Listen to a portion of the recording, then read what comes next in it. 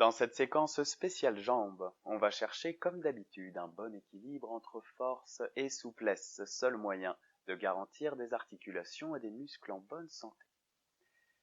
Tout d'abord, sachez qu'il y a grossièrement 3 types de muscles. Il va y avoir les muscles superficiels, les muscles moyens et les muscles profonds. Les muscles superficiels sont ceux que tout le monde connaît, comme les quadriceps ou les mollets. Ces muscles très volumineux vont surtout être relatifs à la force appliquée. Les muscles moyens, quant à eux, sont surtout relatifs à la mobilité, à l'amplitude des mouvements. Et les muscles profonds, les ligaments, sont ceux qui tiennent les os entre eux, ceux qui enveloppent et protègent les articulations. Donc, dans cette séquence, on va essayer de travailler sur tous ces muscles dans le renfort, mais aussi par la souplesse. Pour renforcer les muscles profonds, rien de tel que les postures d'équilibre. On va donc commencer avec la posture de l'arbre, Vrikshasana, posture de base d'équilibre. Avant de commencer, l'important des postures d'équilibre va être de rester en équilibre, peu importe la position du pied. Pour la posture de l'arbre, vous pouvez avoir la jambe tendue devant vous. Vous pouvez poser le pied sur le premier, vous pouvez caler le talon au-dessus du genou. Ou pour la posture finale, on peut aussi emmener le talon le plus haut possible sur la cuisse et le genou vers l'extérieur. Peu importe la position des pieds. L'important pour que l'exercice soit bénéfique, c'est de rester en équilibre. Donc, comme ceci pour la posture finale, talon au-dessus du genou, pied sur le premier ou jambe tendue devant soi. Donc avant de faire cette posture, étalez les orteils au maximum. Prenez le plus de place possible avec vos pieds. Puis, avec des petits mouvements du bassin, on vient placer le poids du corps sur son pied droit. Droit devant soi, on trouve un point d'ancrage, un point de repère où l'on reste le regard fixé dessus, qui va nous aider à garder l'équilibre. Et lorsque l'on est prêt avec une inspi, on lève la jambe gauche, qu'on place dans la position qui nous convient.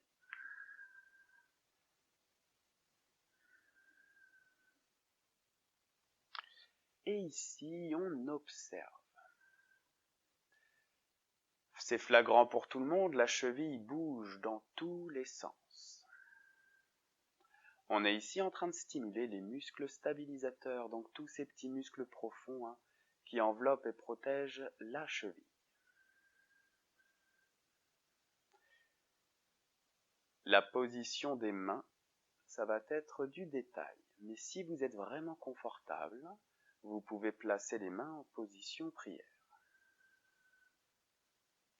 Et si vraiment vous êtes confortable pour la posture finale, alors on lève les mains, on descend les épaules pour Vrikshasana. Donc j'insiste pour que ces postures soient efficaces d'un point de vue du renfort articulaire. Peu importe la position du pied, l'important, c'est de rester en équilibre.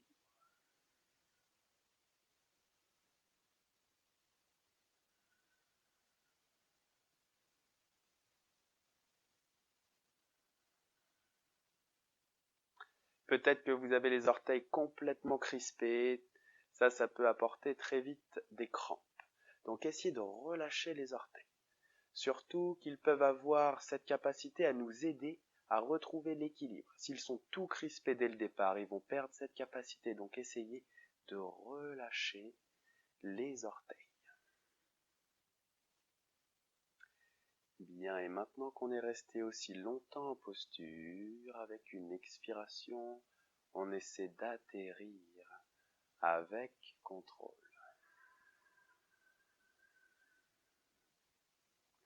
On peut secouer un peu les jambes au passage, on remarque que ça tire pas mal dans le mollet aussi.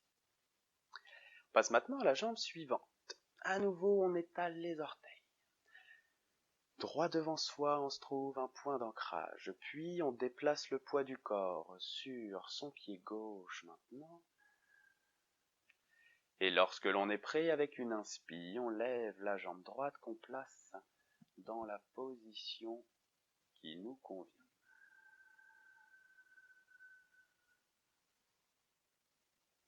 Et si vraiment vous êtes confortable, on peut placer les mains en position prière.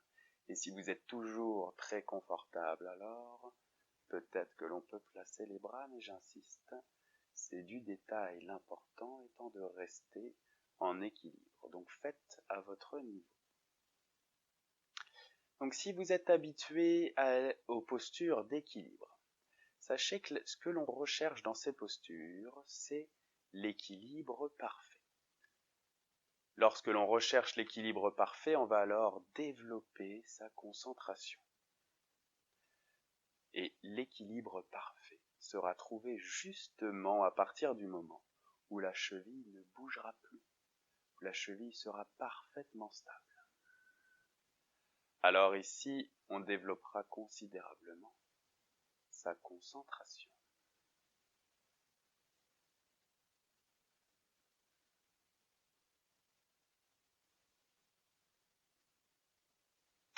Alors maintenant qu'on est resté suffisamment longtemps en posture, lentement on relâche et on atterrit avec contrôle.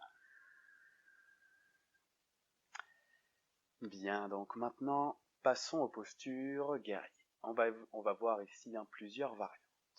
Vous allez vous dire c'est toujours les mêmes postures, mais c'est que les postures du guerrier sont accessibles et extrêmement complètes. Donc ici ça a pas mal tiré dans les mollets, on va chercher la première variante du guerrier pour les étirer. Donc entre autres, inspi on lève une jambe et expi on vient faire un grand pas en arrière. Pied avant en avant, pied arrière 45 degrés vers l'avant, les hanches sont alignées, le bassin va être verrouillé. Donc ici, lorsque l'on verrouille le bassin, ça doit tirer énormément à l'avant de la cuisse arrière. C'est normal, c'est ce que l'on recherche. Inspi, on lève les bras, on descend les épaules. Alors expi, on peut fléchir la jambe avant. Peut-être qu'ici apparaît l'étirement du mollet arrière. Faites en sorte d'avoir le genou au-dessus de la cheville. Si le genou dépasse votre cheville, c'est qu'on peut augmenter l'écart. On garde toujours le bassin verrouillé pour trouver l'étirement cuisse arrière et mollet arrière.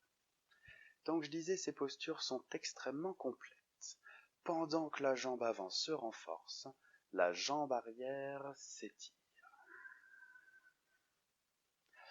Alors ici, si avec une inspi, on regarde ses pouces, on va peut-être sentir la cheville avant stabilisée. Ici, lorsque l'on regarde ses pouces, on sollicite un peu l'équilibre.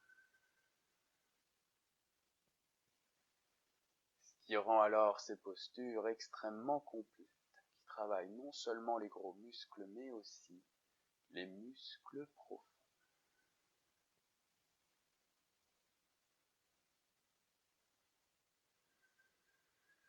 Et expire, on relâche la tête et les bras avant de revenir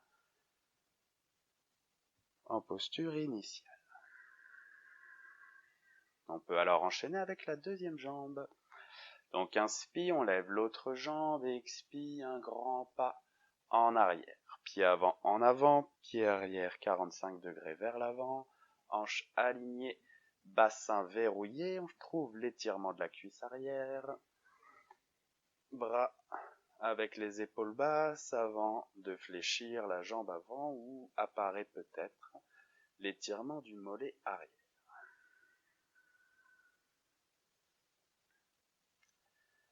Donc ici, si vous sentez le moindre pincement dans le bas du dos, c'est pas normal. Relâchez tout de suite ou cherchez à verrouiller un peu plus le bassin. Et si cette sensation persiste, relâchez la posture. C'est le genre de sensation que l'on ne veut jamais ressentir. Puis inspire, on regarde ses pouces.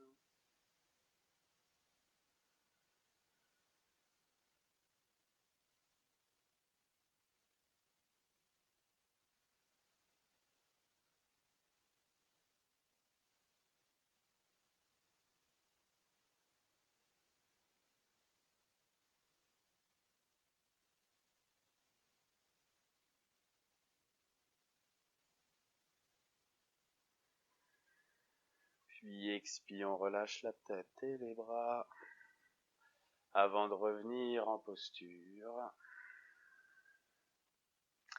initiale. Bien, on va maintenant effectuer la troisième variante du guerrier Virabhadrasana. Je vous montre ensuite on fait. Pour cette posture, on va venir en équilibre sur le pied avant. Ça va commencer comme la première variante du guerrier, puis on va trouver un point d'ancrage devant soi. Avec une inspire, on va lever le talon du pied arrière pour emmener le poids du corps sur le pied avant. Et je vous conseille de garder la jambe au sol fléchie, car le centre de gravité va être plus bas, il va être plus facile de trouver l'équilibre. Donc vous allez voir. On lève le talon, on place le poids du corps sur le pied avant. Puis on lève l'autre jambe à l'horizontale. Donc en ayant la jambe fléchie, le centre de gravité est plus bas, l'équilibre est donc meilleur à trouver. Et si vraiment vous êtes confortable, peut-être que l'on peut chercher à tendre les jambes. Ensuite, on va atterrir en guerrier avant de revenir en posture initiale. Si cette posture vous inquiète et que votre équilibre est en progression, utilisez un support. D'accord ?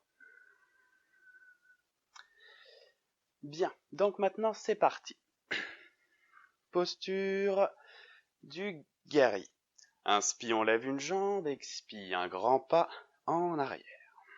On aligne les hanches, on verrouille le bassin, bras, posture montagne avant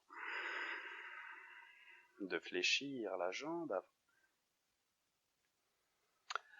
Alors ici, droit devant soi, on trouve un point d'ancrage qui va nous aider à garder l'équilibre.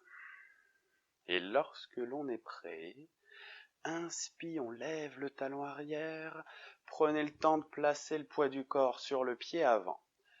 Et tout en gardant la jambe au sol fléchie, on lève l'autre jambe à l'horizontale. Et si on est confortable, alors on peut tendre la jambe.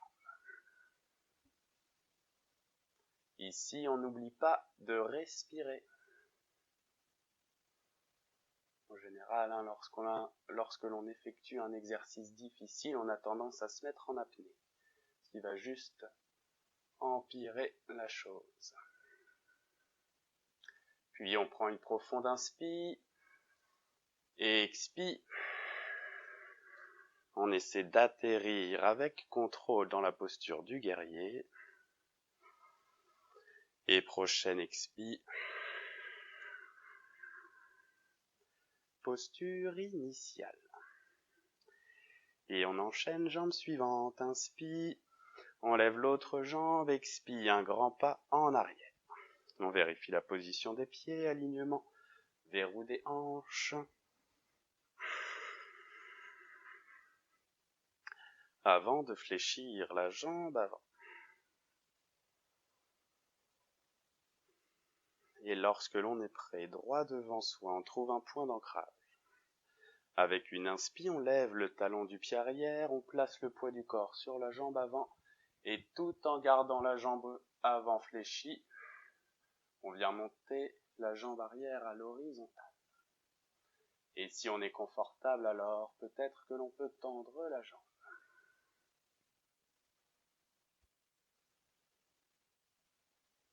N'oublie pas de respirer.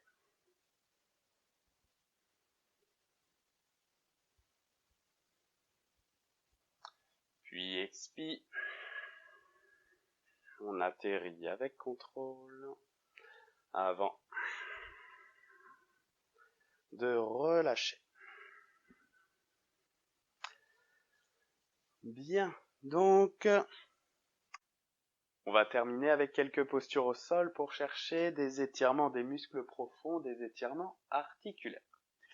Donc vous pouvez vous mettre à genoux, prenez un support comme brique, coussin ou autre car ça risque de tirer pas mal.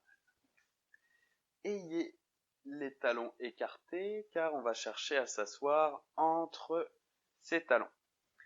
Ici, il peut y avoir une intense compression des muscles, donc pour pallier ça, on va essayer de pousser les mollets vers l'extérieur avant de s'asseoir entre ces talons. Et ici, si ça tire de trop, surélevez les fesses avec un support.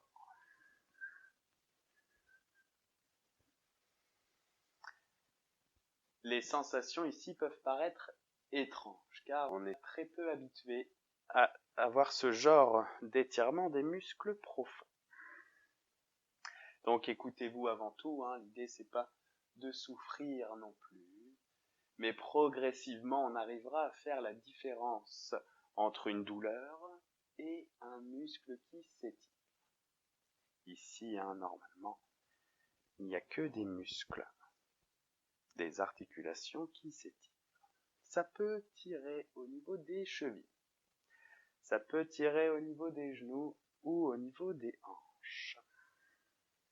Si vous ne sentez pas l'étirement du genou, si vous ne le sentez pas, on peut le chercher. À l'aide des pouces, on va essayer d'emmener les talons vers l'extérieur. Donc pour cela, on peut placer le pouce entre les talons et les hanches, et on met une toute petite intention pour pousser les talons vers l'extérieur. Et normalement, vous allez immédiatement ressentir l'étirement des genoux.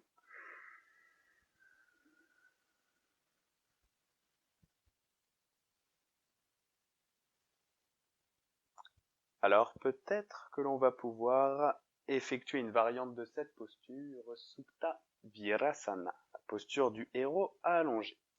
Si ça tire énormément dans les cuisses, n'allez pas plus loin. Sinon, peut-être que l'on peut prendre appui derrière soi. On observe, si ça tire beaucoup, on reste ici. On peut peut-être aussi prendre appui sur les coudes. Si ça tire beaucoup, on ne va pas plus loin. Et si ça tire d'une façon modérée et à condition que vous soyez assis au sol, si vous êtes sur un support, n'allez pas plus loin. Peut-être que vous pouvez passer dans la posture finale de Supta Virasana où l'on cherche à s'allonger sur le dos. Ici, on va profiter d'un excellent étirement de l'avant des cuisses.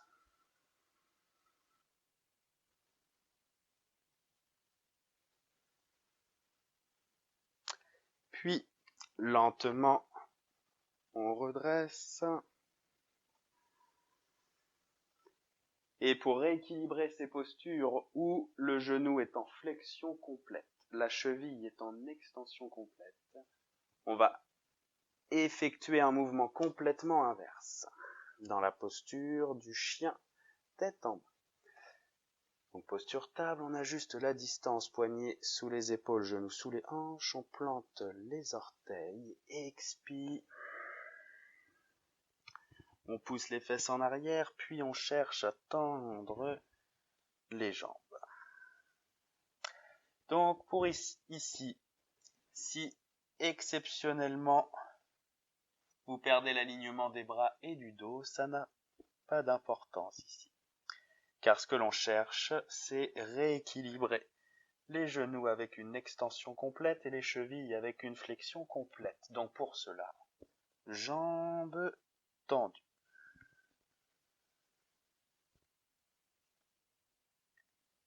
Ça va tirer un peu plus que d'habitude à l'arrière des genoux. C'est tout à fait normal, ça montre bien la nécessité de rééquilibrer les articulations après des flexions ou des extensions intenses en cherchant le mouvement complètement inverse.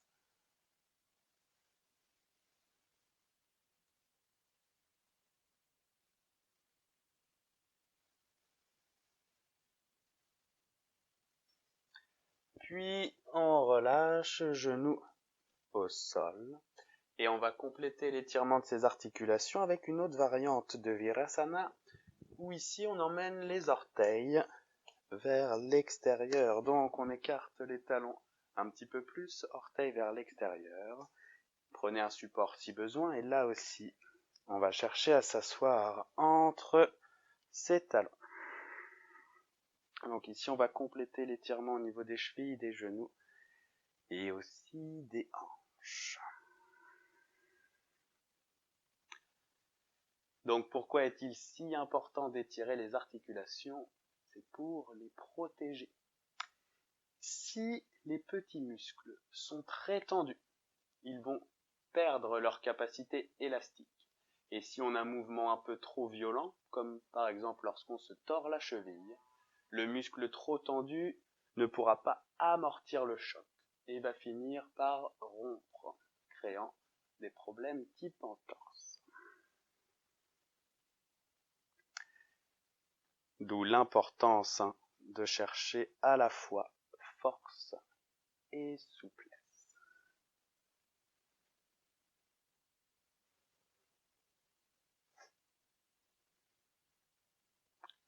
Puis on relâche, on va pouvoir redresser en posture table et à nouveau on va rééquilibrer les genoux et les chevilles avec la posture du chien tête en bas.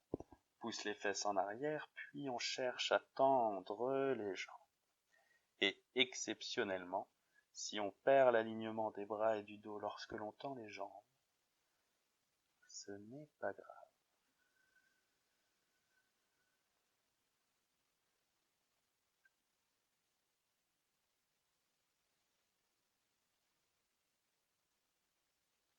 Donc ici, restez aussi longtemps que vous le jugez nécessaire.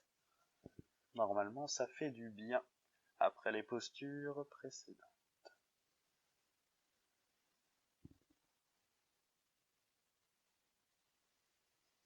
Et donc, quand vous voulez, on relâche, puis on vient tendre les jambes devant soi. Donc voilà, c'est fini pour cette séquence sur les jambes. Vous pouvez maintenant terminer la séance avec une relaxation en Shavasana.